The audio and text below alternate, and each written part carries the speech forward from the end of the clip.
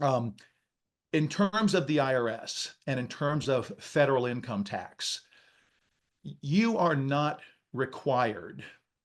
There is no law anywhere on this planet that says that you have to pay federal income tax.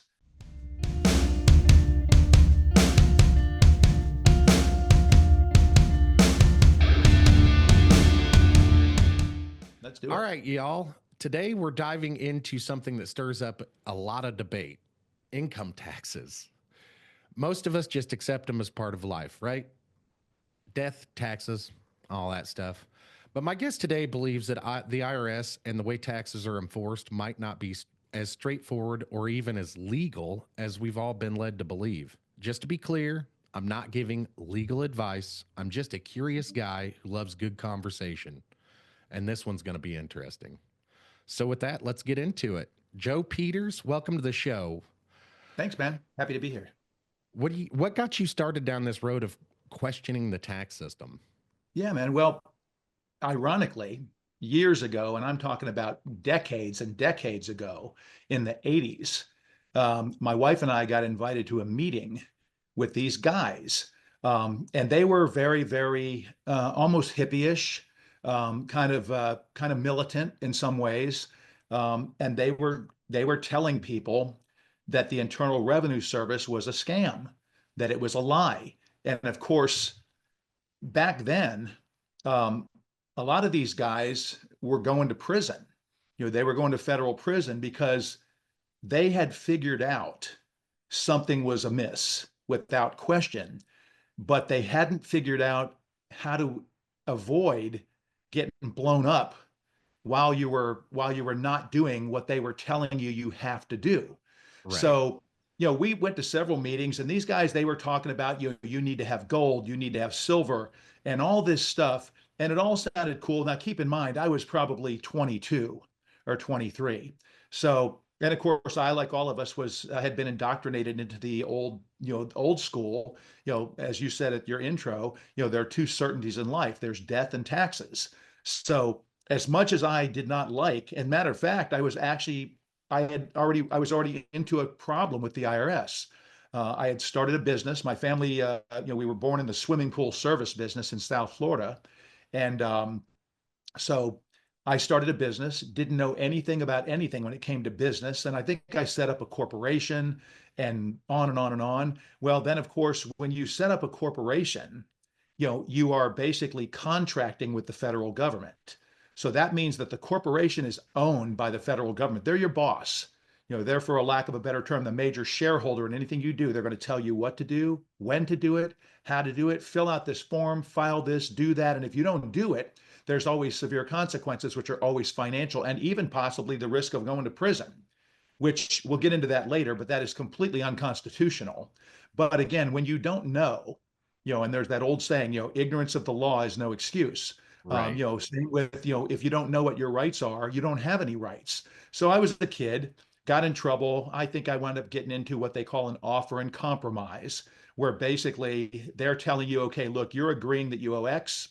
You're going to pay us X every week or every month or whatever the case may be until it's done. And then they also coerce you into, and you have to file your taxes on time and blah, blah, blah for the next X number of years in order for this agreement to stick.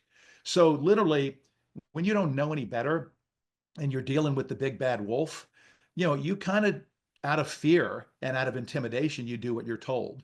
So Exactly. that's Yeah. where this started. I heard these guys talking. It resonated, but it didn't really stick because I was young. And so and that kind of went out of my head for decades and decades. So here we are, 2025. I'm 65 years old, and about 2 years ago, um, I was having a conversation with a guy one day, and I was basically griping about how much it costs to run a business. Between your licenses and your insurance and your freaking payroll tax and all this nonsense.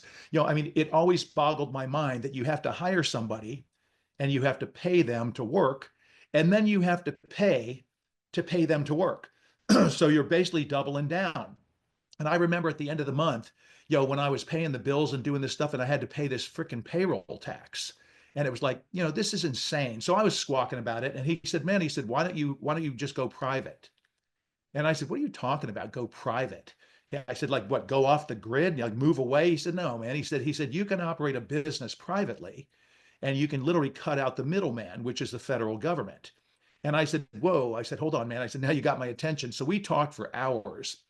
And that kind of that was my rebirth in terms of my quest for information.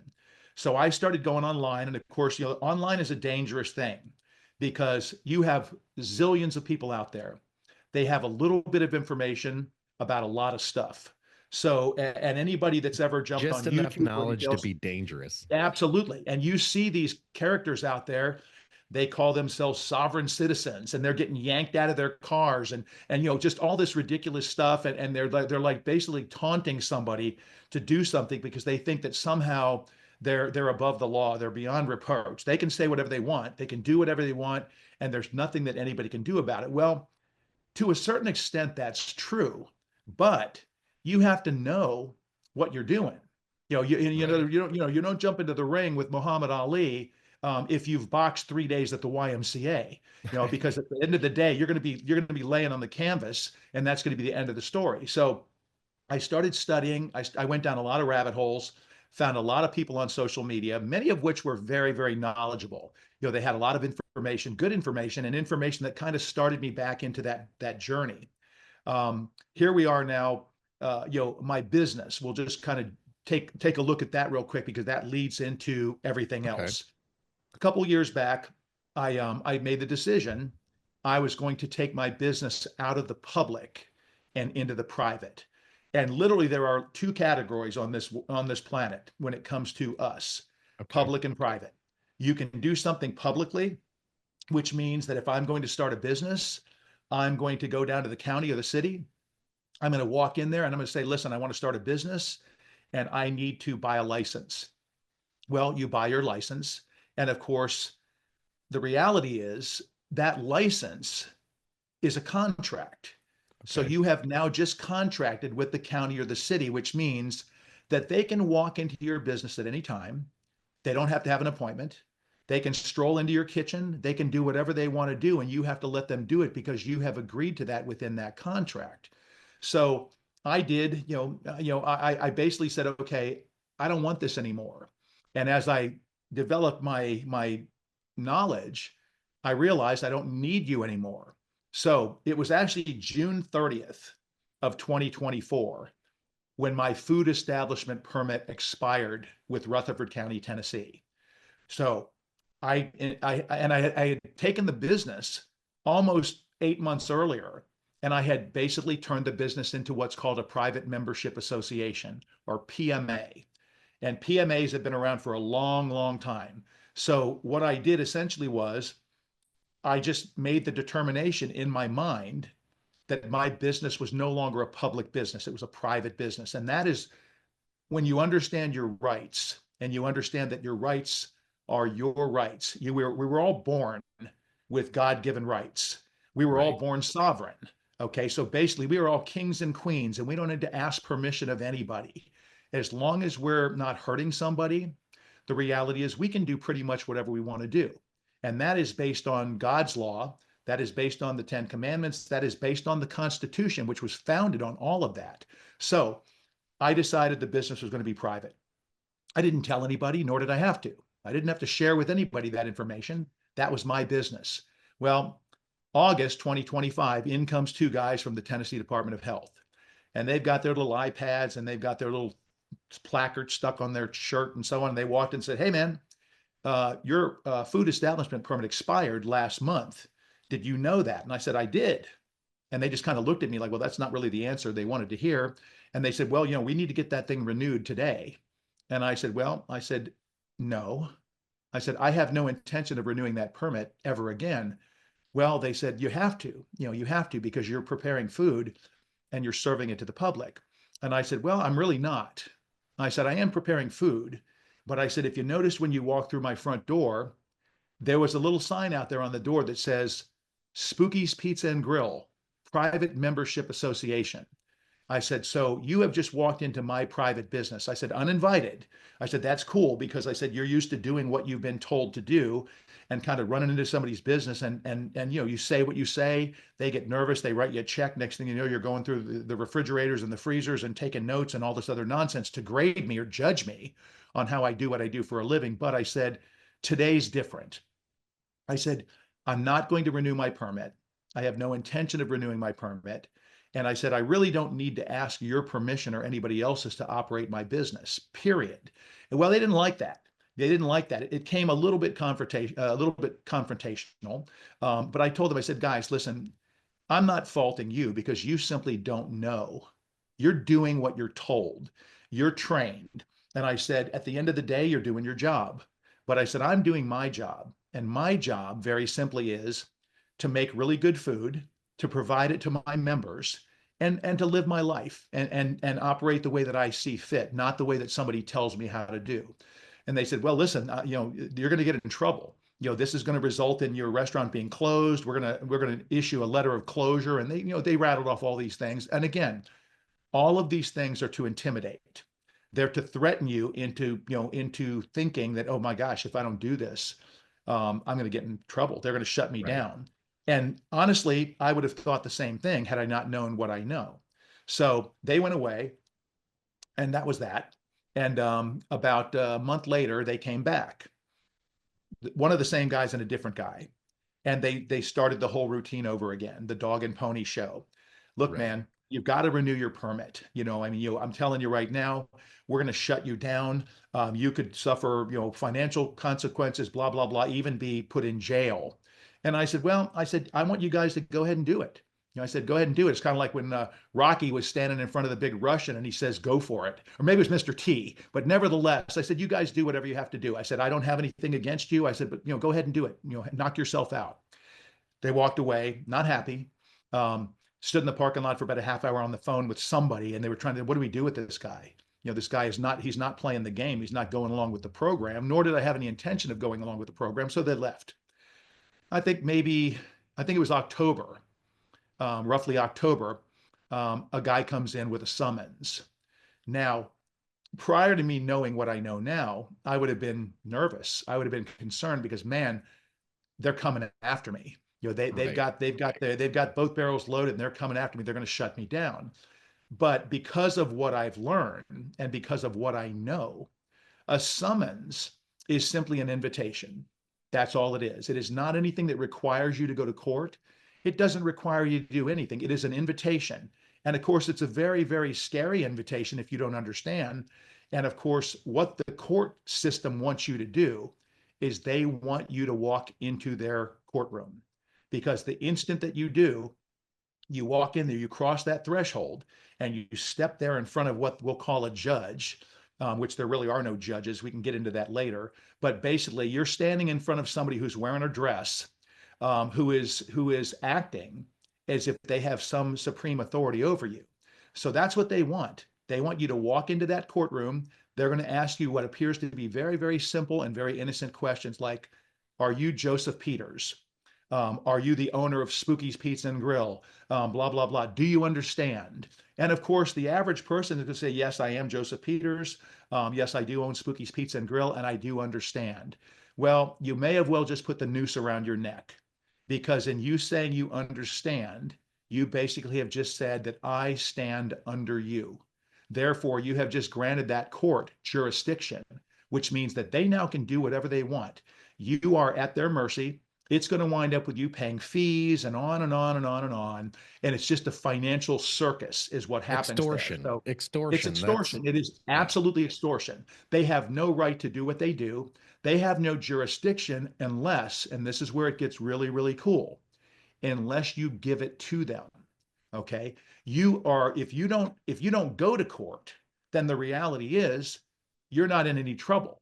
They Right. can't make you go to court. And court, just to clarify, there's two different types of court.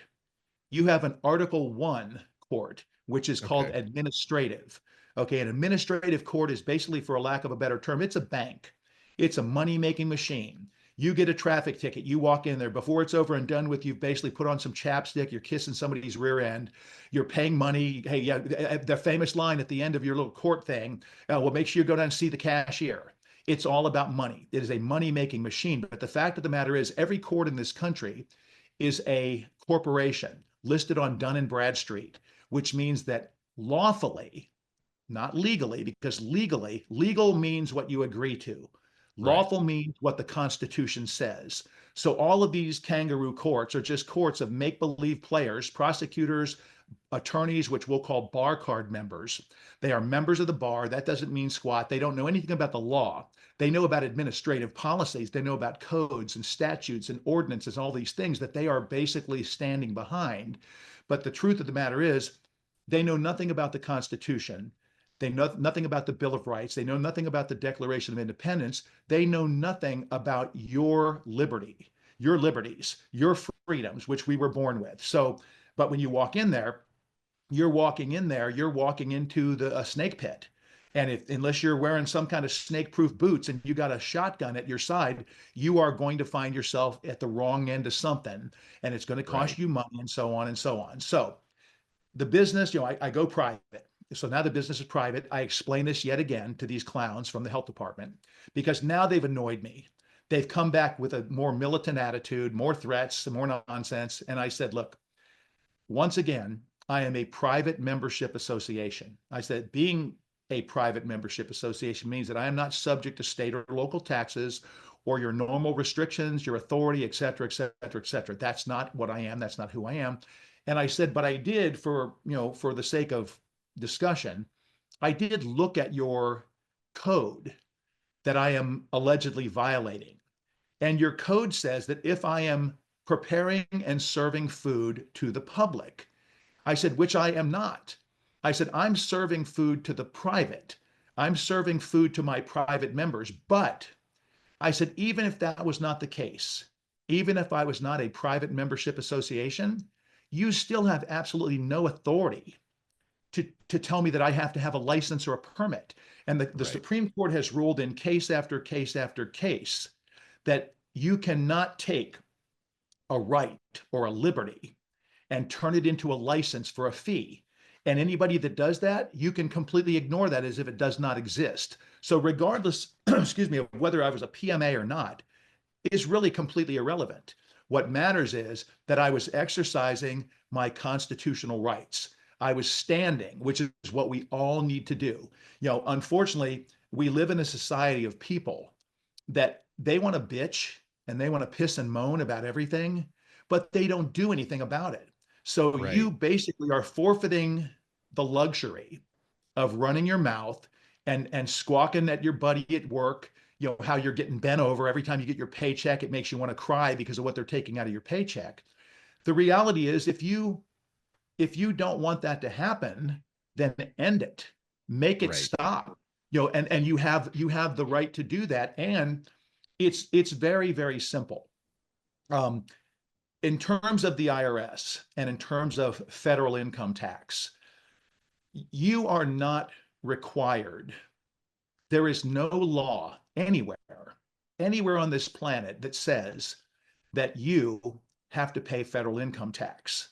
The only reason that you are paying federal income tax is because you are voluntarily doing so. So All right. basically, Well, people say, what hold do you on mean? now. Yeah, I got to give you a little pushback on that, yeah, Joe. So the IRS says our tax system is based on voluntary compliance, correct, but they also do clearly state that that doesn't mean that taxes are optional. It just means that they expect us to file and pay without them kicking down our door. correct, So it's like we voluntarily agree to pay them so they don't come after us. Now we can correct. revoke that voluntary compliance, but that just Yes. means that they could come after us legally. So No.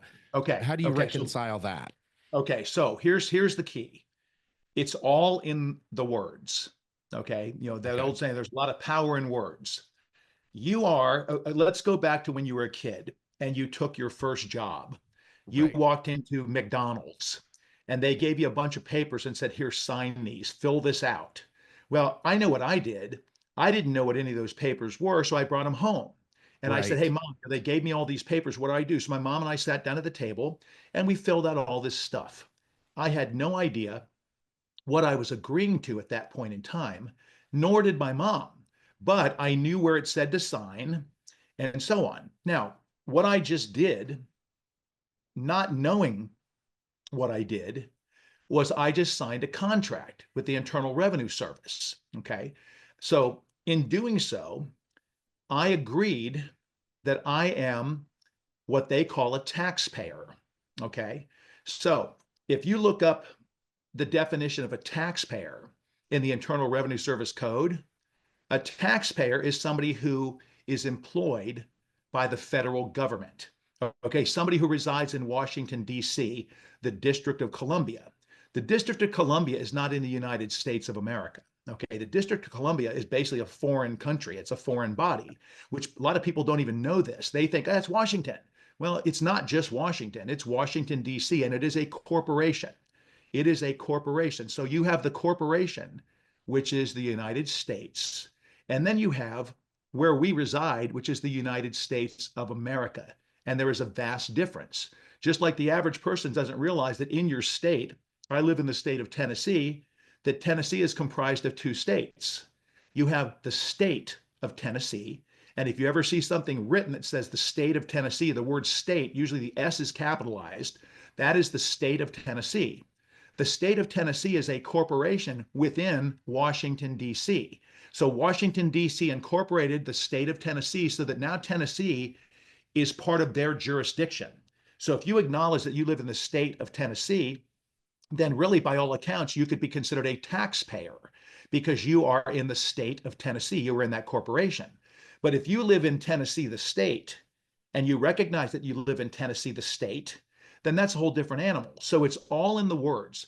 When you basically signed that W-4 and those papers when you were a kid, you just opted into the good old boys club.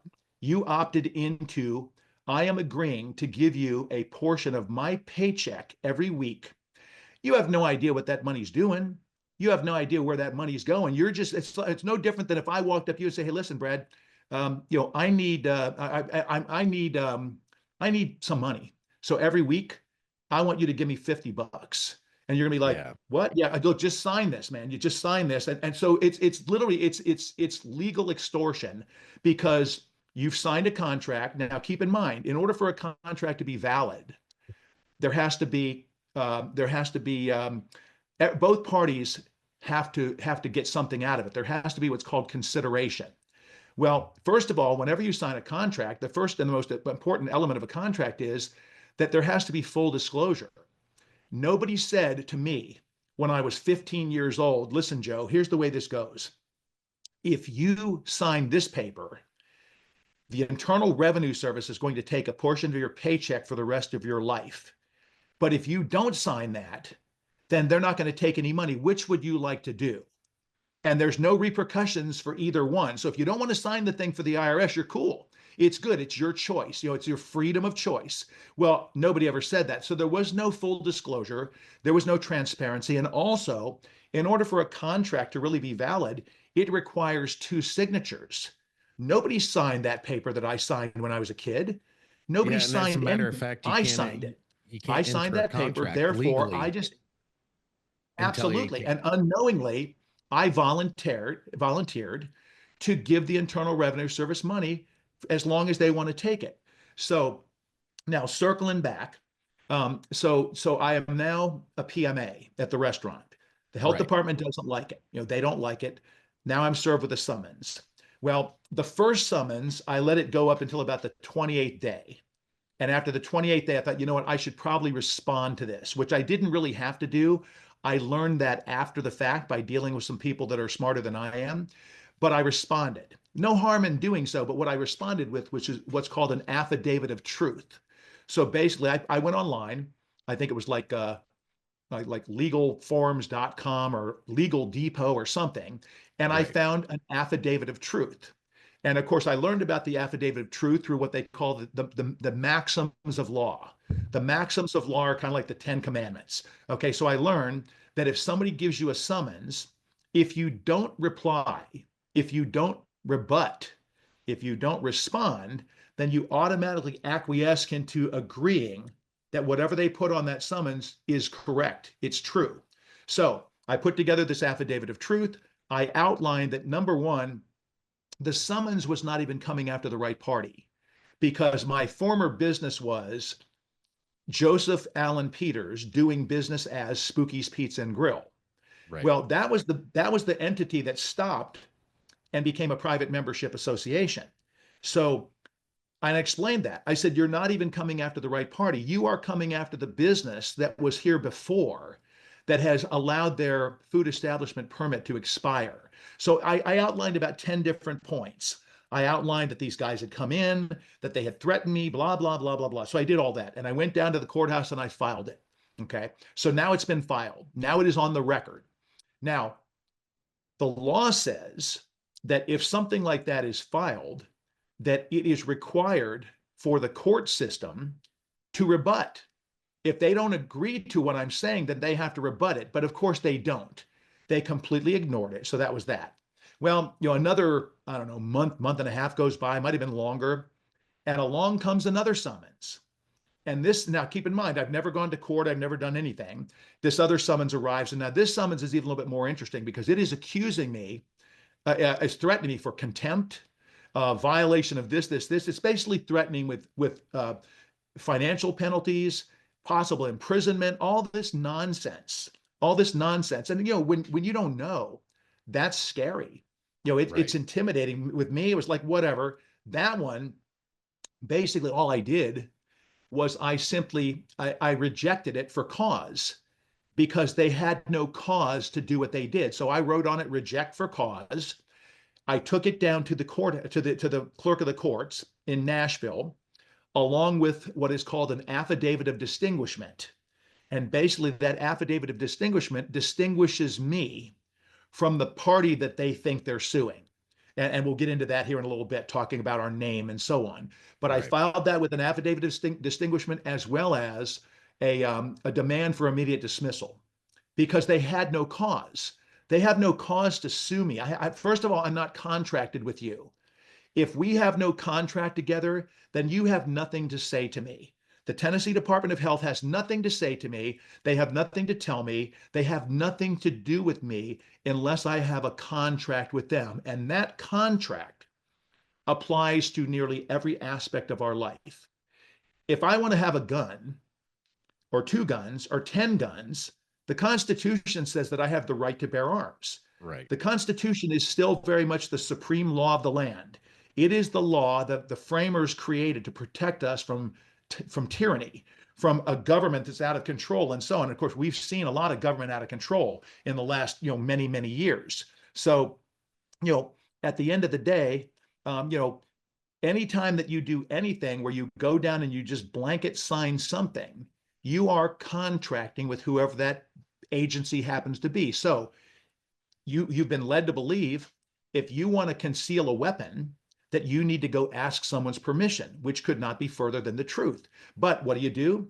You go there, you fill it out. A while later, you get your little card back that says that you now have our permission, our being the federal government.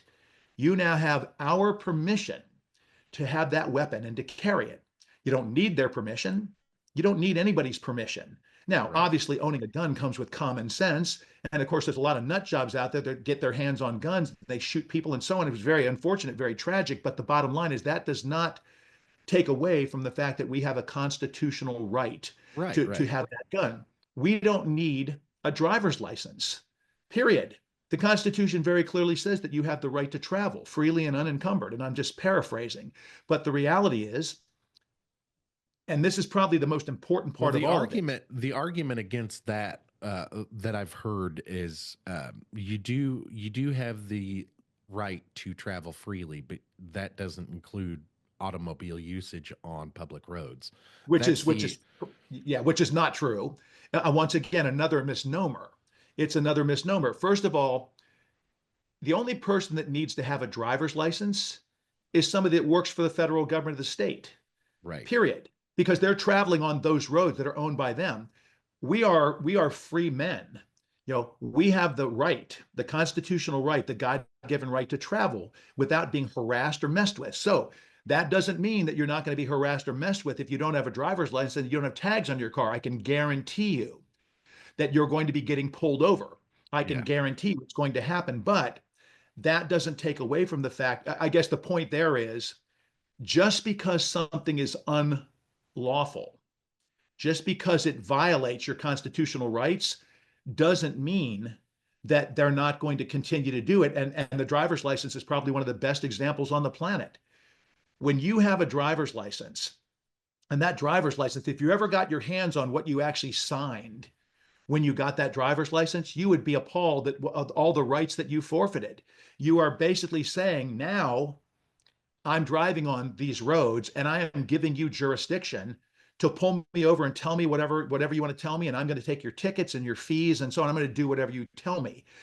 But again, there is a vast difference between legal and lawful. Legal Okay. is what you So agree to.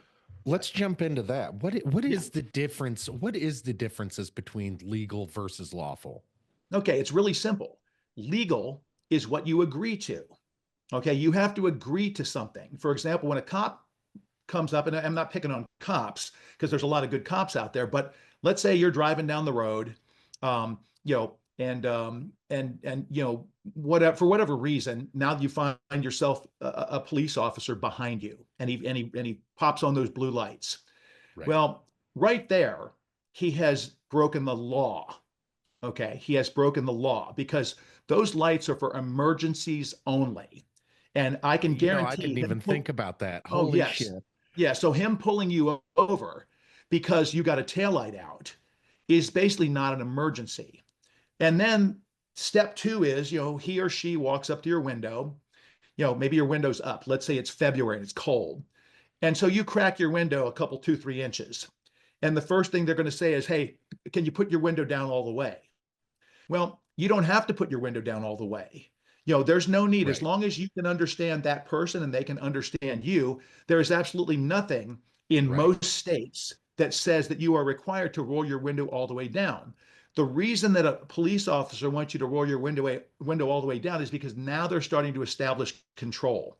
They're starting to, for a lack of a better term, to establish dominance.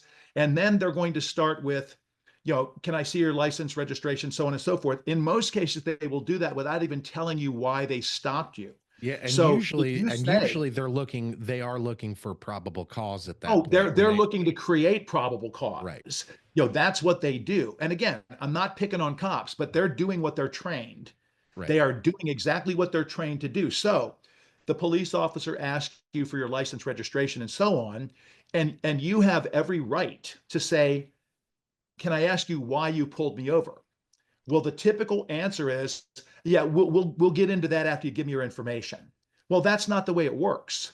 You aren't, first of all, you are not required to hand anyone anything in most states. You are required to present your information, which means that if your window is cracked 3 inches and you press your driver's license up against that window with your registration and insurance, you have now just presented your information. And The then only and then time that with you are, law enforcement, it goes actually a step above that. Like you don't have to present your identification unless they can articulate that you've done something wrong.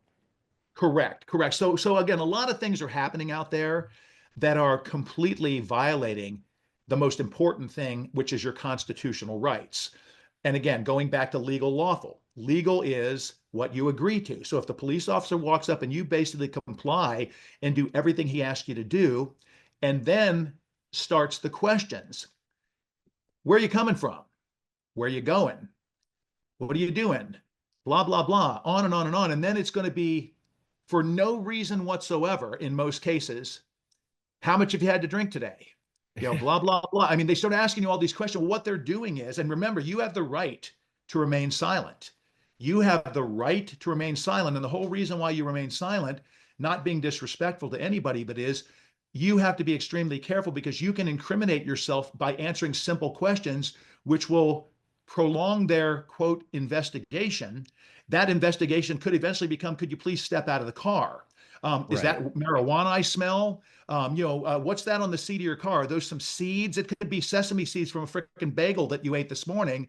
Right. But they are developing and creating the ability to now take you out of your car and start searching for something that they really truthfully have no probable cause to do, but they do it. And again, I call I'm not that picking on the cops. right to I call that the right to shut the fuck up because Yeah, yeah. Well, like here's the and the thing thing, is, yeah, like a lot of and people don't understand that the right to remain silent is actually your Fifth Amendment right. absolutely, and It's it's not for your something police protection. can give you. Right? No, It's no, no. they It's don't it's have to your read right. you right. They don't have to read you your Miranda rights or anything like that. You always have the right to remain silent. That's your Fifth Amendment Absolutely. right. And the smartest move on the planet is to remain silent. You can answer a basic question, but once they start asking invasive questions like where are you going, where have you Right. been, on and on. Those look, I don't answer questions. I'm going to exercise my Fifth Amendment right to not answer questions, and they will continue. See, the minute that you say that, they're supposed to stop asking you questions. It's Yeah. supposed to end right then and there, but it never does. They're going to continue to ask you question after question after question, trying to get you to slip up and And say then something. once you do, you've essentially given up your Fifth Amendment rights. You've waived them. Absolutely. Now So you can always reclaim them. You right. can answer a question. They say, "Look, I'm not answering any more questions," but the question that you did answer could wind up potentially being a question that creates a problem. And before Yes. you know it, you're in cuffs being taken down to the jail. So you Yes. just, again, I have a level of respect for police officers that respect me Yeah. and that respect my rights. Silly story, but one night I was coming home from Spookies and it was wintertime, and I had stopped in the Dollar General and grabbed one of those big giant bags of peanut M&Ms. And no sooner did I pull out of my parking lot and I opened the bag, I stumbled and fumbled, and that whole bag dumped into my lap. Well, I had started my car about 20 minutes earlier, had the seat on, the seats warm, the whole 9 yards. And so I'm pushing my legs up to keep my ass off the seat until I can pull over because I don't want these things melting all over the seat. Well, a cop saw me I crossed the yellow line for just a second when I jacked myself up to sit and to raise my butt up off the seat. Well, he pulled me over, but he was really cool. He walked up, and of course, he kind of knew me, but he didn't. I've fed the Rutherford County Sheriff since I've been in Murfreesboro since 2016. If they're on duty, I don't charge them a dime. I just feel like Hell they've got yeah. kind of a crappy job out there, and they're putting up with enough nonsense. So I thought, yeah, you know what? Let's just be a good guy. So as he walked up, I said, "Hey, listen," and I put my hands on the steering wheel, and I said, "Listen, um, I know I crossed the line back there. And of course, this was before I knew this, but I said, I don't drink and I don't smoke.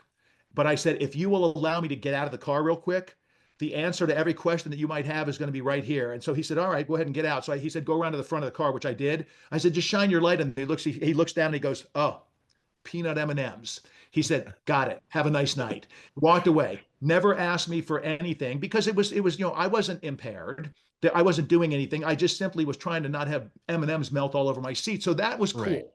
That was the right way and exactly what he should have done. Now, had he been a different type of a cop, he could have put me through the whole dog and pony routine and on and on and on. And so again, the most important message here is, again, if you don't know your rights, you don't have any.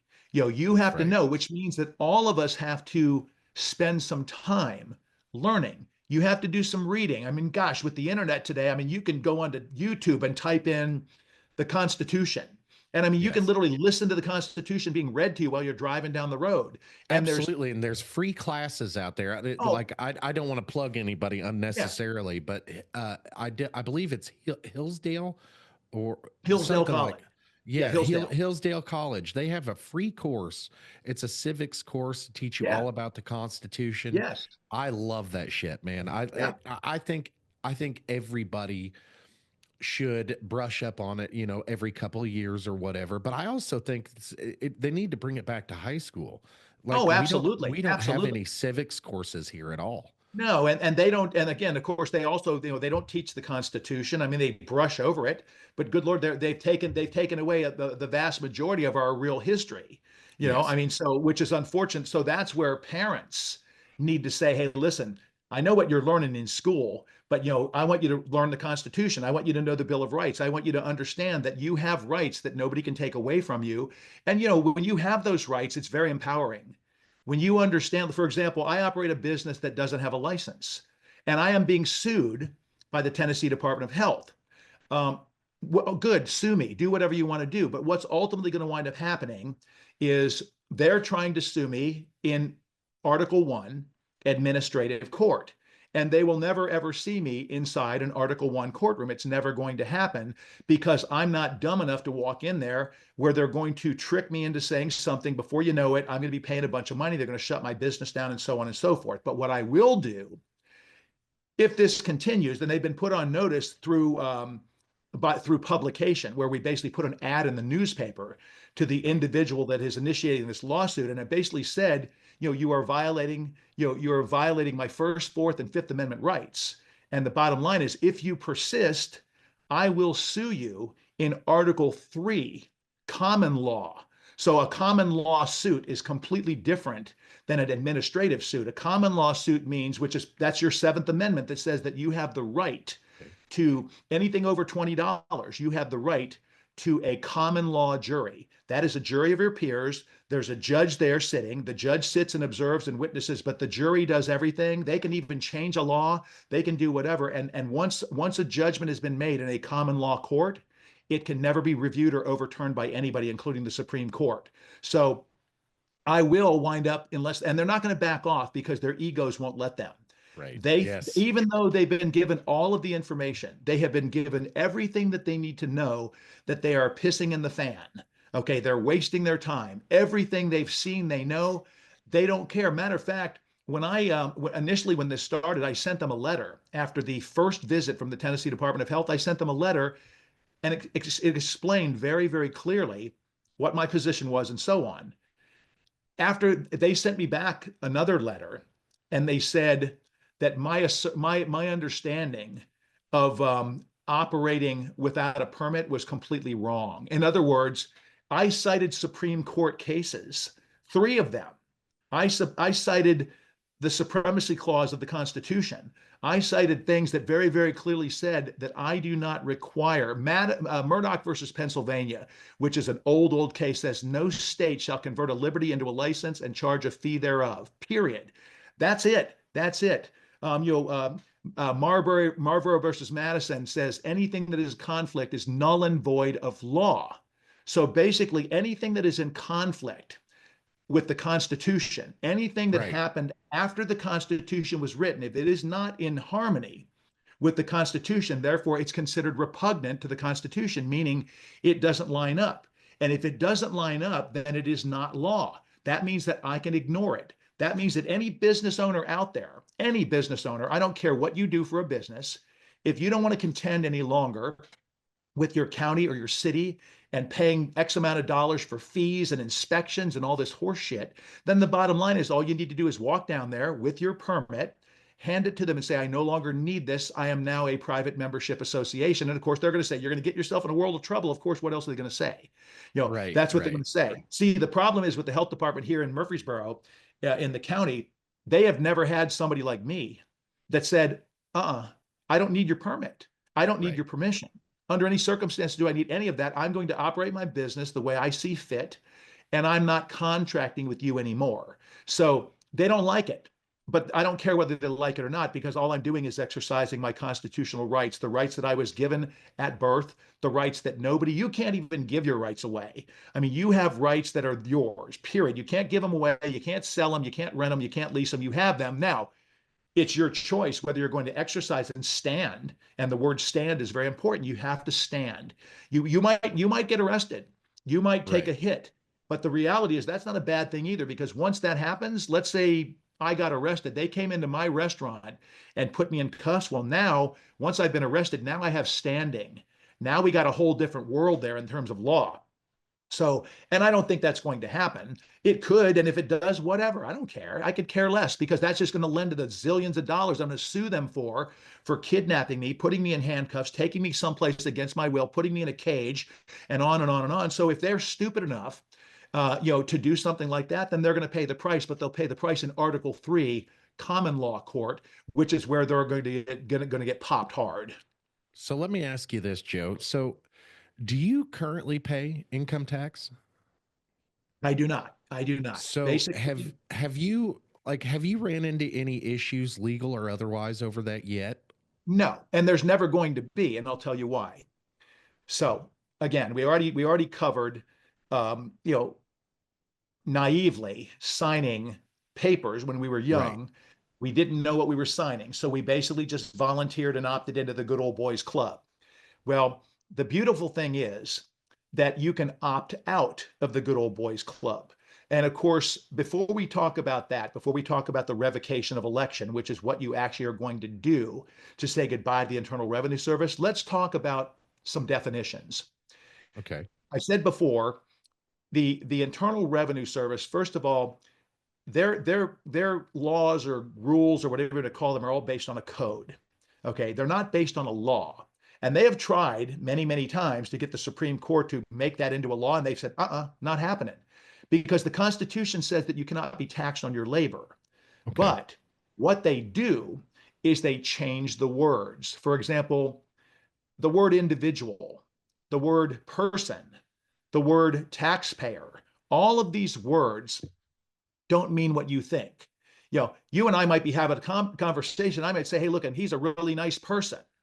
Well, a person goes back, and now we got to kind of go down the rabbit hole a little bit because we need to understand where this comes from. When you were born, and I was born, and anybody listening was born, your mom and dad signed the birth certificate in the hospital. They were not given a choice. They were told, you have to sign this birth certificate. And the reason is because the hospital gets paid a sizable chunk of money every time a birth certificate is signed, thousands and thousands of dollars. Now, that birth certificate then goes through a little process, and in a very short period of time, like 10 days, there is a social security number issued.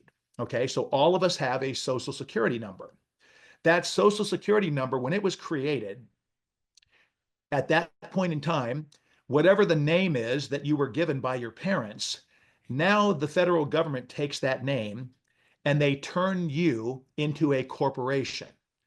So you are you. I'm Joseph Peters. And that's Joseph Peters, the living man, the living, breathing man with blood flowing through my veins. But I am also Joseph Peters, the corporation that was created by the federal government, a corporation that when that happened, a trust account was established through the Social Security Administration. $1 million was put into that trust account when you were a baby. And now that trust, which people call it different things, you can call it, I just call it the Social Security Trust, but everybody knows it as the Cesta K Trust, but it's owned by the Social Security Administration. They own that. They are the trustee of that trust. So you have nothing to say or do with what goes on with that trust, but you are the beneficiary. And with any trust, you have to have a trustee and you have to have a beneficiary. And the trustee always has to do what's in the best interest of the beneficiary. That's basically the way it works. Now, people say, well, how do I get access to it? You don't. You don't gain access to this trust account. It belongs to them. And so when this country, keep in mind, there's probably 6,000 babies or so born every day. That means every time a baby is born and the mom and dad sign that birth certificate and a social security number is issued, another trust account is established. So all of us, everybody that was ever born, we are all basically the faith and the credit of this country, which means if this country needs to borrow $10 zillion from somebody, we're the collateral. And Right. we have been traded, we are traded, on the stock market and so on, and have been since the day that we were infants, since that Social Security number was created. So now going back to how I'm not concerned with getting into trouble. You are considered by the Internal Revenue Service a taxpayer, okay? You're a taxpayer, but you're not a taxpayer because you do not reside in Washington, D.C., the District of Columbia. You are also considered, now get ready to hold on to your hat, but you are also considered a U.S. citizen. But you are not, in fact, a U.S. citizen because in order for you to be a U.S. citizen, you would have to reside in Washington, D.C., the District of Columbia. You are a foreign national. You are not a U.S. citizen. So, with that being the case, going back to, am I worried or concerned with the IRS? No, because when you revoke your election to participate in the Internal Revenue Service, payment plan, when you revoke, you're putting them on notice that you know that you are not a taxpayer. You know that you are not a US citizen, that you understand their definitions. You understand what they have done. They have very, very, very uh, brilliantly taken an average person, an average man or woman, and let's just say a man or woman, because the term man and the term woman are really the only terms that matter. In the Constitution, it doesn't refer to a person or an individual or a whatever. It refers to men and women. So our constitutional rights are founded on men and women. Men and women have rights. Persons don't have rights. Individuals don't, and I'm talking about your private rights. So if you identify as a person, if you identify as a taxpayer, if you identify as any of these terms that they have created their multiple definitions for, then you are basically now in a position that you are contracting with them and you are going to be obligated, not lawfully, but legally, you are going to be obligated to pay federal income tax. So the reason that I don't pay federal income tax and the reason that I don't file a tax return and the reason that I don't have payroll tax within my business is because an employee, by definition, is somebody who's employed by the federal government. Well, nobody that works at Spookies is employed by the federal government. Therefore, there is no payroll tax. So it's all a matter of understanding that you got to give these guys credit. I mean, you got to give them credit. They're some smart fuckers. I'm sorry, but they are. They are smart and they are crafty and they are slick. A lot of people think that slavery ended with the Emancipation Proclamation. The truth is, slavery didn't end there. It started all over again. But instead of just enslaving, black people, in African Americans, it enslaved everyone into this Everybody. system. The gold standard changes. Everything changes. The company, basically, the United States corporations has been bankrupt for a long, long, long, long time. They're Right. bankrupt. It's a bankrupt system, but that doesn't stop them from making up and creating these very, very interesting terms and these interesting things that they call the law. And like I said, in their mind, they're probably, in theory, they're probably right that something in their mind is the law. But again, you have legal and you have lawful. It is unlawful for somebody to require you to have a driver's license unless you're operating commercially. If Right. you're driving an 18 wheeler, that's different. You have to have a driver's license. But if you're driving back and forth to work or driving across the country on a vacation or whatever the case may be, there is no law that says that you have to do that. But that does not stop the cities and the counties and the government from continuing that program. Because if Right. they were going to do what was lawful, it would end tomorrow. Hey, guess what, guys? You can throw your driver's license in the garbage. You can take your tags off your car. We are, and Right. if you'll notice too, Donald Trump, over the course of the last several months, in almost everything that he's saying and doing, you're going to hear the term over and over and over: lawful, Lawful. lawful, lawful. He I, issues I have I memorandums, have lawful. I have noticed that I recently, as a matter of fact, within the last couple of months, I didn't notice it so much before he got reelected, but I have Right, noticed since the reelection right. there he makes a very a very heavy emphasis on the Yeah, word lawful when he absolutely, does say it. So, absolutely. hey Which is Joe, huge. I real quick, we can't have this conversation without talking about Wesley Snipes. Yeah, yeah. So Okay. Wesley Snipes, it sounds like to me that so Wesley Snipes had the same argument in court. There was a lot of bullet points that we've talked about today that Wesley Right. Snipes had in his case, Sure. but ultimately he did end up going to prison. Now he Sure. may not have had to cut that check, but he did go Right. to prison. Right. Right. And so what do you think about that when Okay. somebody as important or as important, somebody as big as Wesley Snipes Yeah. goes to court and has almost those same arguments? Sure. how do you reconcile the fact that, I mean, he still went to jail? Sure. Okay. Well, here's why. The first thing, based on the first thing you said, was that he went to court. He went to Article 1 administrative court, which means he walked in there, he lost before he ever crossed the threshold because you're in an administrative court. You're in a corrupt court. You have corrupt judges, corrupt prosecutors, corrupt everything, even the lawyer that represented him and or team of lawyers. Those lawyers, their allegiance was not to Wesley Snipes as a client. Their allegiance was to the bar. They signed their bar card. We don't even call them lawyers. We call them bar card members. To find an actual licensed attorney is probably about like looking for a needle in a haystack. They're out there, but most of these attorneys, we'll call them, they're bar card members. They're part of the club. Part of the contract that they sign when they become a bar card member is that their allegiance is to the courts. It is not to the person that they're representing. And when you get an attorney, when you retain an attorney, you have just forfeited all of your private rights. You're also considered, excuse me, and this is actually and I don't have the definition in front of me, but the word retarded or retard is in that information. You are considered unfit, incapable. You are considered retarded, that you cannot speak for yourself or represent yourself in a court of law. Why do you think that the courts are so eager to say, and if you cannot afford an attorney, one will be appointed for you? Because the instant that they appoint that attorney and you sign up with that attorney, you've just forfeited all of your Yeah. rights. Your private rights are gone. You can't speak on Yes. your behalf. You can't stand up. So back to Wesley Snipes.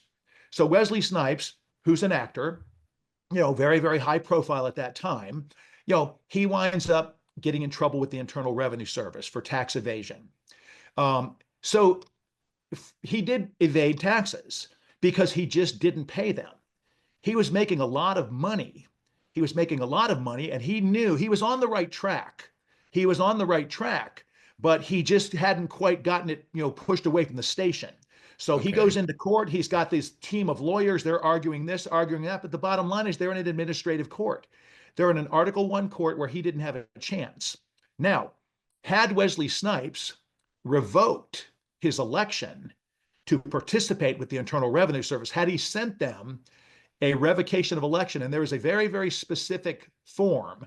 They have a revocation of election on the Internal Revenue Service website. That is not the revocation of election that you want to send them. You don't ever want to send something to the IRS on their own form because you have no idea what's written in between the cracks. People Right. don't realize, just a quick side note, when you have a checkbook and you sign your check, if you took a magnifying glass and looked at the signature line, it's not a line, it's words. It's Yeah. words. There are words there. So you don't know what the hell you're signing. You know what you're doing. You're just doing what you're told. You do what they tell you. That's how it happens. But had Wesley Snipes revoked his election in writing, registered mail, return receipt requested, that whole matter would have ended right then and there because he put the Internal Revenue Service on notice. I am not, by your definition, a taxpayer. I am a man. I am not this. I am not that, blah, blah, blah. He would have pointed out to them very, very clearly everything that they did in Article 3 court. He would have insisted upon an Article 3 common law jury, and he would have stated his case there, and he would have never spent a minute in federal prison, nor would he have owed anything else to the Internal Revenue Service. But once again, he was moving in the right direction. He was definitely moving in the right direction. However, he didn't know that just because it's a code and not a law does not mean that you can just stop. You have to put them on notice. You have to stand. You have to exercise your constitutional rights, your inalienable rights. You have to exercise those, period. End of conversation. Had he done that, the outcome would have been completely different. And the same thing, there's many, many people. Willie Nelson got in all kinds of trouble with the IRS and so on and so forth. I think Willie The Nelson's reality, friends, I do think yeah, Willie Nelson's friends came together at, he well, what had they an did was they auction. paid it. They paid Yes. it. Yes. So, they didn't even have to do that. If Willie Nelson had known that all he needed to do was revoke his election to participate in the scam, his friends wouldn't have had to do anything. They could have just gone out and had a big party and smoked some weed and listened to some good Willie Nelson music. But Absolutely. that's why it is so important. You know, like I said, if you want to know and you want to understand how to how to you're not avoiding or sneaking around or anything else. What you're doing is you're learning and understanding how the game is played. When we spoke the other day, I gave the analogy: if you sit down at a chess board and you're playing checkers, you got a problem. You Yeah. got a serious problem. If you go onto the baseball field, and you're a swimmer and you're wearing a Speedo, the reality is there's no protection there. You don't have a helmet, you don't have pads. So you have to know what playing field you're stepping onto. And that's your responsibility. It's somebody else's responsibility to educate you and tell you Right. how to do things or how not. You have to assume the responsibility. Now, and look, I'm going to be 100% honest. I'm no expert on any of this. I am a student, just like everybody that starts working on this, and I'm going to be a student for the rest of my life. And So what I just to hope to do, clarify, Joe, you're not an attorney. This isn't legal absolutely not. advice. This is I'm this is I'm just I'm a I'm a pizza maker, man. I don't give legal advice. I don't tell people what to do, but what I will say is very clearly this. You know, it's your responsibility exclusively to understand how to play the game. And and that's once you start, I tell people that all the time. It doesn't really matter what I say. Do your research. And that's essentially absolutely, what we're doing right here. We're having a conversation. As we're conversating, I'm actually looking stuff up. sure, You've done years worth of research on your own, and I'm just trying to catch up here. And sure, this is all very fascinating to me. And I'm not saying you're wrong by any means. It sounds like to me that that would be a quick way for me to end up in orange. I actually so I heard about this guy, Ronnie Bowman, I think is his name. okay, He got like 12 years for doing something kind of like this. It was he got 12 years for I can't remember exactly what the charge was or whatever, but he ended up essentially doing 12 years for advocating that other people should quit paying their income taxes. And let me look that up real quick yeah. while we're talking. Ronnie Bowman, I think is his name. While you're looking that up, I'll tell you a quick story. Okay. Um, Several years ago, somebody, and I don't know who it was, put a big ad in a major newspaper that said, if you can find the law that within the Internal Revenue Service code that says that I am required to pay federal income tax, if you can find me the law, I will give you $50,000. And this was in a major publication. Well, a woman, and again, I don't know her name, but a woman saw this who worked for the Internal Revenue Service. And she thought, oh man, I'm going to make 50 grand. So she basically dug in and started looking and started looking and started looking and researching to try to find the law within the Internal Revenue Service code. Well, guess what? There isn't one. So when she went to her superiors and said, hey, I've been looking, and she's been doing this. She was doing this for quite some time. She was doing this for quite some time, and she said, "I've been looking for the law. You know, I need it. Where is it?" They said, "We'll accept your resignation at any point." They fired her. They got rid of her because they know that there's no law. Matter of fact, when you and I first spoke, I know I sent you the House of Representatives Ways and Means investigation from 1953 that very clearly says in this investigation this was a government investigation on the Internal Revenue Service, on the Internal Revenue Service Administration. And in their conclusion was, it said, and I might not quote this perfectly, but it says, any federal income tax is 100% voluntary, and any liquor tax or alcohol tax is 100% enforceable. So basically, in 1953, after the House of Representatives Ways and Means Committee investigated the Internal Revenue Service, they concluded that any federal income tax is 100% voluntary. So this has been going on. Look, federal income tax started at the end of World War One when they didn't have enough money to fund the war. Now, keep in mind, at the end of World War One, hardworking Americans were not being taxed every time they picked their nose. And of course, everybody was patriotic and they said, yeah, we're happy to donate a small portion of our money to make sure that, our boys are safe and we're going to win the war. Well, it should have ended. It should have ended when the war ended. But the bottom line is it's never ended. It has continued. All the IRS is a collection agency. That's it. They're the biggest Right. collection agency in the world, period. They are a corporation for And as a profit. matter of fact, they collect taxes from everywhere around the world. It's not Absolutely. just here in the United Absolutely. States. Yeah, they're a I collection actually agent. I actually find it wasn't Ronnie Bowman. The guy's name was Irwin Schiff. Okay. The information, I just pulled this up on Chat GPT because I couldn't find the information Yeah. online. Um, Irwin Schiff was a well-known figure in the tax protester movement, advocating that paying federal income taxes is voluntary and unconstitutional.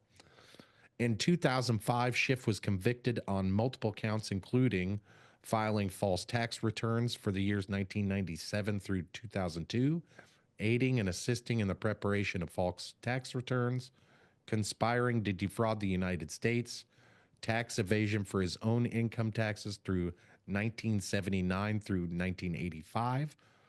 His sentence was in 2006. He received a sentence of 151 months, which is 12 years, 7 months, in federal prison and was ordered to pay over $4.2 million in restitution. He ended up dying in prison at Okay. the age of 87 Okay. in 2015. Now, the way you're explaining things is like maybe possibly he didn't do things right or he didn't file the right paperwork or there's some kind of confusion there. Oh, What I'm saying, there's no maybe. Okay, we're talking about, 20 plus years ago.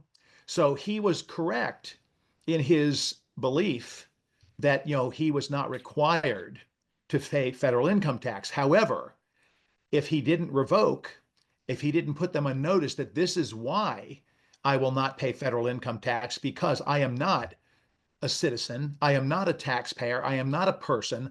I am not this. I'm not that. If he did, so clearly he was, and again, this was back, a little bit after the guys that I met back in the 80s, but it was the same thing. They were on the right track. They were on the scent. They were there, but they just didn't know. They just didn't have all. Now, keep in mind, this is going to, if you jump into Chat GPT and ask a question about specific things, my son did this the other day. He and I were talking about federal income tax and so on.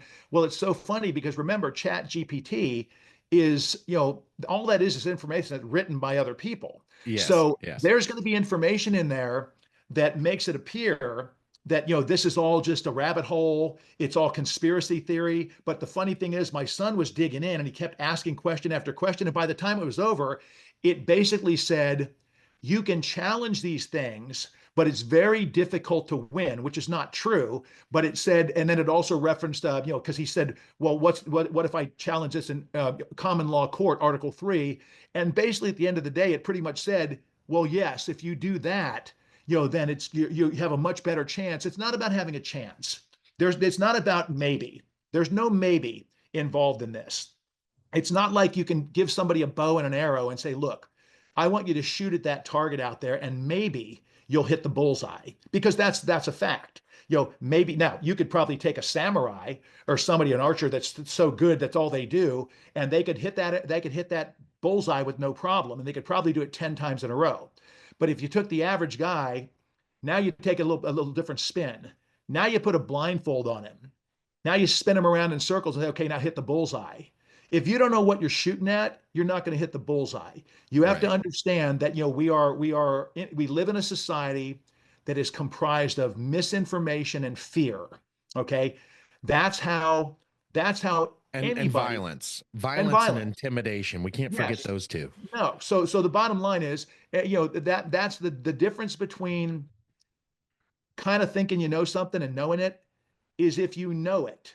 You know, I know that if I make a pizza and I put it in my oven, I know that in 4.5 minutes it's coming out the other side. I Right. know that, period. I know that if I pick up a cup and it's got water in it and I drink it, I know that I just drank water. But if you do things that you don't know, if you walk into a dark cave in Montana that's known for having massive grizzly bears living in dens, and you walk into a dark cave and you happen to walk into a cave where you got, 6 grizzlies hibernating, I can pretty much guarantee you that you're going to have a bad day. Yes. But if you sent a drone in there and it flew around and you saw that there was no bears or anything else, you know that you can safely walk in that cave. So it's Yeah. all a matter about knowing. If you know, and it's your job, it is your responsibility to know. You cannot blame somebody else for anything that happens to you if you on the premise that I didn't know. There's no reason, there's nothing, and I can literally say this for a fact. I don't believe that there's anything right now in the world that we live in that you cannot find the information if you're willing to look for it. If Yeah, you're I willing to agree. ask the questions, now there's a lot of information out there that's nonsense. So you have to really be you have to be very specific in what you're looking for, and you also have to exercise a lot of common sense before Right. you just assume that something is something. When I started hearing about this, I was no different than everybody else. I thought, okay, that sounds like a good recipe to get your ass arrested. Sounds like a good recipe to go to jail. Same thing with the private membership association. When I first heard about that, I thought, you know what? It sounds amazing. It sounds amazing that I could literally operate my business without being messed with, that I Right. can do what I do. And then as I started studying and I started learning and I started asking questions and I found some great people out there. There's a website called inalienableuniversity.com. And it's basically the word inalienableuniversity.com. The folks on that website and that university, the woman that started this name is Gianna. She has a sidekick named Scott. These people they're brilliant in terms of what they do, because they are teaching people to understand what your rights truly are without guessing. Without I mean, you can ask a question of the university and you're going to get an answer. You're going to get an accurate answer, not a maybe, not a I think so, and so on and so forth. And like I said, it's one of those things. I found a lot of people online before I discovered them, and those people that I found online, I'm not putting them down, but some of the information was it was not it just didn't give you that feeling where you knew that you were Right. completely safe and completely insulated. At the Inalienable University, it's a different animal. They know and they know and they know. And for somebody that, I mean, you can actually find them on X. They're out there. If you type in Gianna, and I don't have her name, last name, I'll find it before we go. But Yeah, basically, that would be yeah. let me find that real quick. That would be a good place for anybody to start. If you want to learn, if you want, it's here. It is right here. Uh, just so okay, it's Gianna Maselli, Miceli, and if they go on X and just type in Gianna Maselli, she's hardcore. She's hardcore. She's no nonsense. She created this university back during COVID. She was frustrated with a number of things. Then Right. she, by the grace of God, found Scott Bernard, who is a genius. And before you know it, they are educating people, people that really want to learn how to live their life free. That's what's happening. And so, but anyway, but again, back to the IRS. Didn't mean to jump off the track. But Oh, when no it comes worries, to the man. IRS, it's all about the words.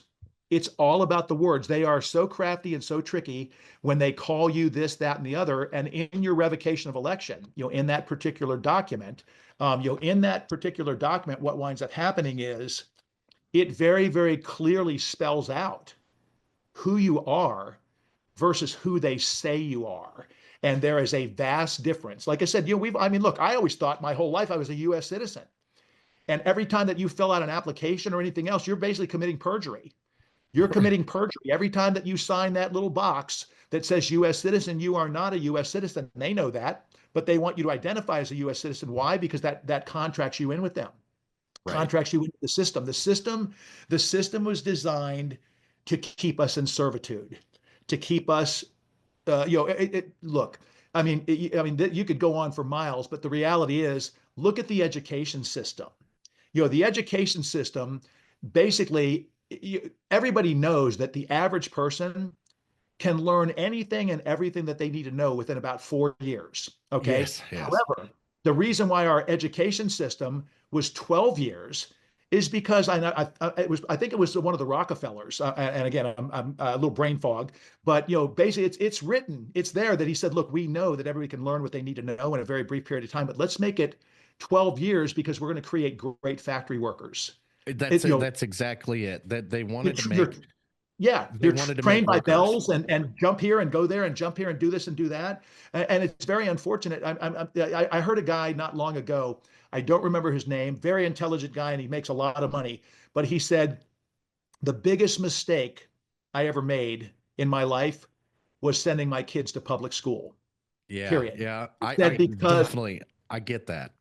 and even the universities now, I mean, they're all, I shouldn't say they're all, like Hillsdale is not, obviously, but most of the colleges out there, they're all woke. They're Yes. all a bunch of nut jobs. And I see it with some of the people that I've hired. I had a young kid, young Spanish kid, super nice. He was a physics major at MTSU here in Tennessee. He and I had a conversation one day, and everything that he said was all right out of the book. It was all right out of Right. the book. He couldn't think outside the box. He couldn't speak. Yeah, and I equate this to music. I'm a musician. I'm a drummer. Um, I never went to music school. I had a great teacher, and I had a number of great teachers. And of course, as with drummers, as with any information that we acquire, that information has been acquired by watching and learning and stealing from other people. Right. But bottom line is, if you ask me if I wanted to sit down and play with a bunch of guys that couldn't read a lick of music, but they played with their heart, versus a bunch of guys that read music, give me the guys that play with their heart. Because when they take off on a solo, man, they're playing from their soul. I mean, they're flat out getting down versus some guy that's reading it off a chart and it's mechanical. So, it's just one of those things where, we all have the ability and we have the resources at our disposal to learn. You have to be willing to learn. And look, Absolutely. everybody learns at their own pace. Not to go off on a tangent, but I have difficulty learning certain things. Now I can speak, no problem. I can articulate with the best of them. I can play the drums. I can sing. I can make great food. I can do all these things, but I do have issues with being in front of a computer, and it's not a story that I'll go into, but I have my issues. That in itself, you know, you know, we all learn at our own pace. So, Yeah, you don't have to go I think the fast. big disconnect, Joe, is that when we grow up into public school or even private schools, those private schools are still K through 12. Yes. And they don't openly tell us that they are trying to build factory workers. No. Back in the day, they used to understand what their job was. Right. These Today in 2025, if you go to a public school and you are having a conversation with a teacher and you say, well, originally public schools here in the United States were originally designed for to churn out factory workers. If you start that conversation with a public school teacher, they're going to tell you you're nuts. Oh, They're absolutely. those Absolutely. Because those they're woke. educators themselves have been indoctrinated. Right, right. Yeah. Oh, that and oh, no doubt, no doubt. Like I said, this kid, he and I would argue over things, but because he was a physics major, everything had to pertain to physics, even on down to something as silly as I said one day. I said, "Well, do you believe in grounding?" And he goes, "What do you mean?" And I said, "Grounding, taking your shoes off and walking out and having your feet contact the earth to gain energy from the universe." And he said, Yeah. "Oh, that doesn't make any sense." I said, "So you don't believe that when you're in a river and the river and that water is running, that water is moving, you don't believe that you're gaining any energy from the universe from that water?" I said, "I got news for you. Mother Nature's a lot smarter than physics." And I said, grounding, first of all, long, long, long ago, we all wore leather shoes. Yeah. We all wore leather shoes, which means that your leather, when you walked outside, you were wearing something that was, that was not plastic, so you could ground. Then all of a sudden, they come up with plastic shoes and plastic soles and all this stuff. And guess what? People started having medical issues. They Yeah. stopped grounding. They stopped gaining their energy from the universe and the sun and all of these things. I mean, they're right there. They're free. to step outside and walk across the grass for 10 minutes. I mean, you're definitely benefiting from the universe. But this kid, because he was so indoctrinated into everything was by the book, everything was everything was physics. And I said, I got news for you, man. Everything is not physics. I said, you can equate it to physics, but I said, the bottom line is at the end of the day, I said, you have to open your eyes and you have to realize that there's a lot more to it than what you've been told and what you read in your nut job book. So it's Absolutely. the same with understanding the law. It's the same with understanding your rights. There are people out there that will complain all day long. That's all they want to do is bitch and whine and piss and moan about everything that's wrong, everything that's wrong, everything that's wrong. But the truth of the matter is, really, everything that's wrong is not your problem. What's wrong and what pertains to you in your life, that's what you should be addressing. And the thing is, like I said, I'm not an expert by any stretch of the imagination, but I am confident enough. And I also believe that it is my job to share what I know, however limited it may be. If I can open up one person's eyes. Look, I've got friends of mine that have revoked their election. One guy works, I'm not going to say who he works for, but basically between him and his wife, over 50,000 a year was coming out of their paychecks. He's no longer paying federal income tax. This guy said that changed my life. Now he wants to learn more. Now he wants to know more. And like I said, we could go into 1,000 different topics, but when you understand how you are being led around like a bull with a nose ring, and you go where you go, you do what you're told, you say what they tell you to say, and so on. Well, if you're gonna do that, then you basically have forfeited the right to complain. You have Yes. Yes. forfeited the right to bitch and moan. Don't do it. Just don't do it. I got rid of my voter's registration card a couple years ago because I got my hands on what I actually signed when I signed that voter's registration card, and I was mortified. I was mortified. I went down there and said, "What do I need to do to get rid of this?" And they said, "Well, you just have to do this." So I wrote this thing out and I signed it, and then I checked about 2 weeks later to make sure that I had been purged out of their system. But I don't, and then of course you got the person that's going to say, "Well, if you don't vote, well, I'm sorry, but I don't believe that the vote determines who the president is. Yeah. I think Donald Trump is the president right now of the United States because they knew that if they stole another election from him, there was probably going to be a civil war. There was going Yes. to be there was going to be Absolutely. bloodshed, and I think that they knew. Well, and of course they've tried to kill him twice, and they failed. I mean, the bottom line is, and I'm not saying that Donald Trump is perfect, but I do like the fact that we've got a businessman. We've got a guy that knows how to run big business. Well, guess what? Washington, D.C. is a corporation. It's a business. It's Yes. not it's not just where the president is. It's a business. It's a business. And like I said, the fact that we've got idiots out there now that are pissing and moaning and bitching because Elon Musk and Trump's teams are uncovering all of the abusive spending. I can tell you right now, a lot of the politicians out there are shitting their pants because they're like, oh man, the gravy train's over. And God, they're going to put the dots together and figure out that I've been taking all this. I hope they all wind up in prison. I hope Yeah. they all wind up in freaking federal prison. Every one of them, from Joe Biden to Kamala Harris to freaking the Clintons and all, they should all be in prison for what they've done. But again, what they do doesn't really have to have that big of an impact on you if you understand your Absolutely. inalienable rights. If you know and you Absolutely. respect the rights that God gave you, if you are not afraid to stand up and take a couple of hits, I have this conversation all the time with people, and they are people that think I'm crazy. I don't care what they think, because I can tell you one thing right now: when my business is thriving, when I actually can afford to do the things that I want to do and enjoy my life, and they're punching the clock and they're working for the man and they're bitching and moaning, and then Social Security comes along and they're getting their peanuts for the rest. I don't care. I mean, I can Yeah. Who you, do you you can think's happier at the end of the day? absolutely, and you can lead a horse to water. You can lead a horse to water. I just know that we're at a great time right now. We're at a great time because there is information that's out there that is valid. There is good, solid information that you can go to bed at night after you've read something or watched a video or whatever the case may be, and you can say, "Man, that was cool. That was cool." Rollo May said the opposite of courage in our society is not cowardice; it's conformity. You know, Right. when you conform, when you do as you're told, you are basically you might as well just take a nail and drive it through your foot into the floor, and now you're going to just Yes. walk around in circles. You know, Zig Ziglar, who was a motivational speaker that I fell in love with when I was a kid, just a great motivational speaker from Yazoo City, Mississippi. Zig Ziglar told the story of the trained flea, and he said a flea can jump like 1,000 times its size. You know, I mean, it's absolutely insane how high a flea can jump. But he said if you put a flea in a jar and you put the lid on the jar, and the Yes. flea jumps and jumps and jumps and keeps hitting his head on that jar, eventually you can take the lid off the jar, and the flea is only going to jump as high as that lid allowed him. So he's a Yep. trained flea. You also have the concessionary caterpillar, which they basically will walk around in a circle.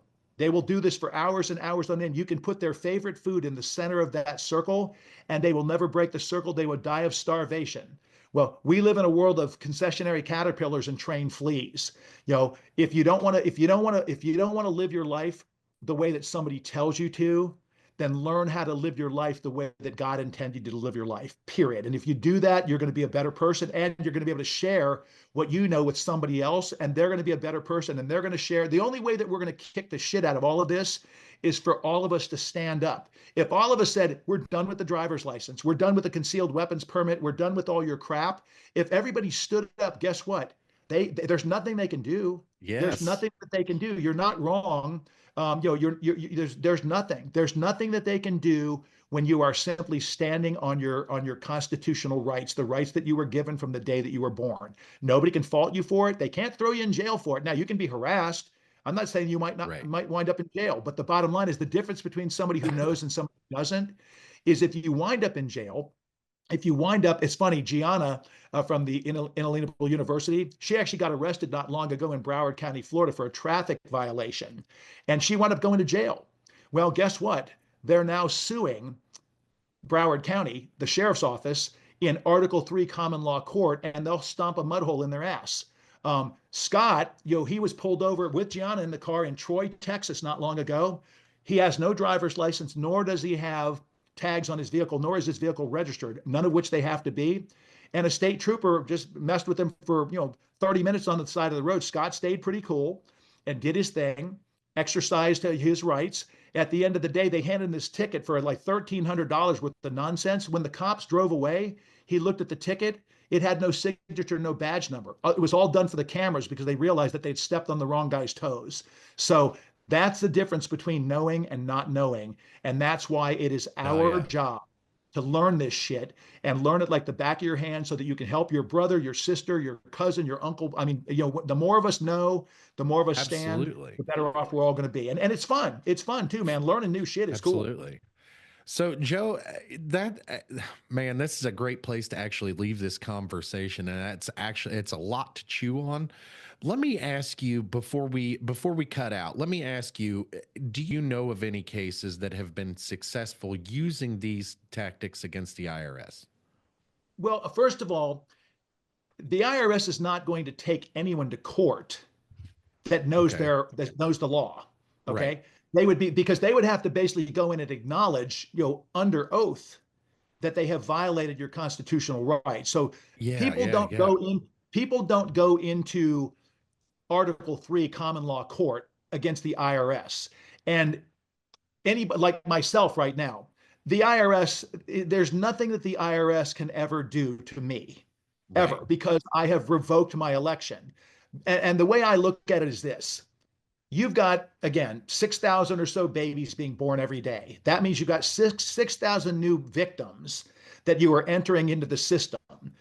Then they're going to turn 14, 15. They're going to take that job, and so on and so on and so on. So the bottom line is the IRS is really not overly concerned with me, who has, by the grace of God, been taught this information, and I revoke my election. They just put me in a folder. In the IRS, I just envision this folder that says assholes. And they just put me in the asshole folder. And that's where I sit for the rest of my life. Hell But then yeah. you've got the sucker folder on the other side. So you've got the suckers. So they basically sit back with their feet up on the desk, collecting 10 zillion checks every day for something that they've done absolutely nothing to earn those checks. And then the most ironic part of all of this is the fact that the money that the Internal Revenue Service collects does not benefit you or me in one case at all. That Right. money, from what I was told, and don't quote me on this, but from my understanding is the money that the Internal Revenue Service collects is used to pay the debt down on the interest on the money this country owes. So Yes. when people say, well, if everybody stopped paying taxes tomorrow, the whole country would collapse. Nonsense. Absolute nonsense. First of all these taxes didn't exist long ago. Not that long ago. They didn't exist. And guess what? The country operated just fine. Yep. All these laws and rules and codes and statutes, all this bullshit didn't exist. How did diners and cafes and restaurants and movie theaters and how did all these people survive without every time they turned around, somebody had their hand out trying to steal their money? Right. Matter of fact, the country was in a much better place than it is now. And we didn't have debt. We didn't have debt. We had debt when Congress and the government started jumping in there and saying, look, these people are all stupid. They're stupid. And you know what? How we're going to fix all of our problems? Let's just keep taxing them. Let's just add more tax and more tax and more tax. The beauty is, when you start learning and understanding all of this, you can actually do away with your mortgage. All mortgages are fraud. They are all completely fraudulent. They are all completely fraudulent. You can do away with your mortgage. You can eliminate property tax. Property Man, tax is voluntary. we're gonna have to get together and do this again on Oh, let's do it. just mortgages. And Yeah. let me tell you, Joe, I'm also a big fan of music. I don't play music myself, Yeah. but my 15-year-old is very interested in playing music, making music, all kinds of shit. So, if you don't mind, let's plan together. Maybe in a couple months we'll get together and because I have actually got a lot of people I got to talk to every day. Sure. So here in a couple months, let's get together and let's talk about like again more of this stuff, and because I'll have some research on my own done, Sure. and some music, and I'll, just a lot of things that we like. I have a feeling that we have a lot of things in common that we Sure. have barely touched on today, just Sure. because that this is a lot to unpack. Oh, of course. And I've been over my whole life, I've bitched about taxes. I've bitched about the IRS. I've bitched about income tax. Whether it's whether it's the the government's mismanagement of our money, or Right. whether it's just unlawful to begin with, it's always something that I've been very uneasy about Sure. my Well, it's a entire life. combination of both. It's a combination of both. And like I said, we are the victims. We're the victim of a system that was created very, very skillfully to cause us to Yes, not be able to live the life that we're supposed to live. And again, fortunately, the answers ain't that far away. All you got to do is absolutely. dig. Get out the shovel and start digging. And once you do, man, you don't stop every single day. I'm reading, I'm listening to podcasts, I'm watching people, I'm absorbing and swallowing this stuff up like it's ice cream, because I know that the more I know, the more that I'll be in a position to help other people to know too. And that's the name of the game. We need to help each other. Awesome, man. All right. Well, whether folks agree or not, you've definitely given people something to think about. And just a Yeah, man. reminder to everyone listening, this show is not legal advice. I'm just here to ask questions and to hear different perspectives. Do your research, talk to a real professional, and don't be dumb, guys. Thanks for coming on, Joe. Thanks, man. Appreciate you having me. See Take ya. care.